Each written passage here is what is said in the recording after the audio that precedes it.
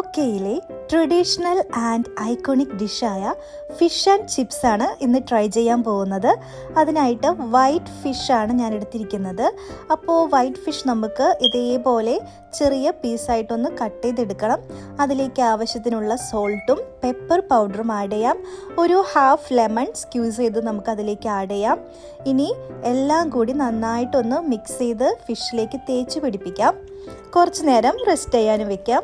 ഇനി നമുക്കിതിനുള്ള ബാറ്റർ തയ്യാറാക്കാം. അതിനായി ഞാൻ എടുത്തിരിക്കുന്നത് പ്ലെയിൻ ഫ്ലവർ ആണ്. അപ്പോൾ ആദ്യമേ നമുക്ക് കുറച്ച് മാറ്റി വെക്കണം. പിന്നെ കുറച്ചെടുത്തിട്ട് അതിലേക്ക് സോൾട്ടും പെപ്പറും ആവശ്യത്തിനുള്ള വെള്ളവും ഒഴിച്ച് ഒരു ബാറ്റർ തയ്യാറാക്കാം. ഇനി ഫിഷ് എടുത്ത് ആദ്യം മാറ്റി വെച്ചിരിക്കുന്ന ആ ഒരു ഫ്ലവറിലേക്ക് മിക്സ് ചെയ്തെടുക്കാം. നമ്മുടെ ബാറ്ററിൽ മുക്കിയെടുത്ത് നേരെ നല്ല ചൂടായ എണ്ണയിലിട്ട് ഫ്രൈ ചെയ്യാം.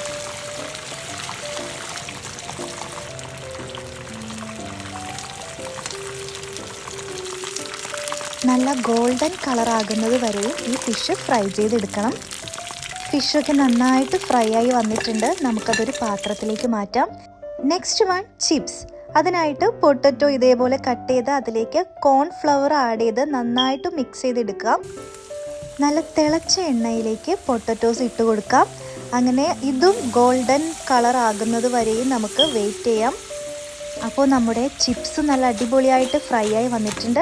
അതും നമുക്കൊരു പാത്രത്തിലേക്ക് മാറ്റി കുറച്ച് സോൾട്ട് ഇട്ട് നന്നായിട്ട് മിക്സ് ചെയ്യാം. നല്ല ഈസിയാണ് ചിപ്സ് ഉണ്ടാക്കാൻ. അടുത്തത് ഫിഷ് ആൻഡ് ചിപ്സിന് വേണ്ടിയിട്ടുള്ള സോസാണ്. അപ്പോൾ ഒരു പാത്രത്തിലേക്ക് കുറച്ച് മയോണൈസ് ഇട്ട് കൊടുക്കാം.